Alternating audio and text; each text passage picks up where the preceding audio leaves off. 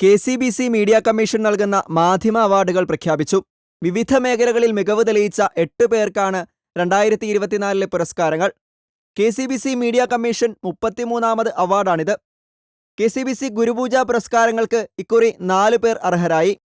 KCBCയുടെ സാഹിത്യ അവാർഡ് ലഭിച്ചത് ജോണി മിറാണ്ടയ്ക്കാണ്. അതൃപ്തരായ ആത്മാക്കൾ, നനഞ്ഞ മണ്ണടരുകൾ, വിശുദ്ധ ലിഖിതങ്ങൾ, പുഴയുടെ പര്യായം, ജീവിച്ചിരിക്കുന്നവർക്ക് വേണ്ടിയുള്ള ഒപ്പീസ് തുടങ്ങിയ ശ്രദ്ധേയമായ രചനകൾ പരിഗണിച്ചാണ് പുരസ്കാരം. ഡോക്ടർ സീമ ജെറോം KCBC ദർശനിക വൈജ്ഞാനിക അവാർഡിന് അർഹയായി. സംസ്ഥാന സർക്കാരിന്റെ ഭരണഭാഷാ ഗ്രന്ഥരചനാ പുരസ്കാരം നേടിയ doctor Seema Jerome Kerala university Malayalam വിഭാഗം HOD-യാണ്. KCBC മാധ്യമ അവാർഡിന് ദീപിക കൊച്ചി ബ്യൂറോ ചീഫ് സിജോ പൈനാടത്ത് അർഹനായി.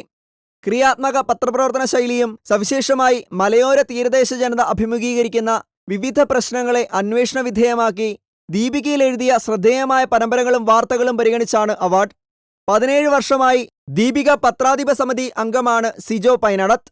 ജന്മന ഇരു കൈകളുമില്ലാതെ മികച്ച ഗ്രാഫിക് ഡിസൈനറായി പ്രതിഭ തെളിയിച്ച ജിലുമോളിനാണ് KCBC യുവപ്രതിഭാ പുരസ്കാരം.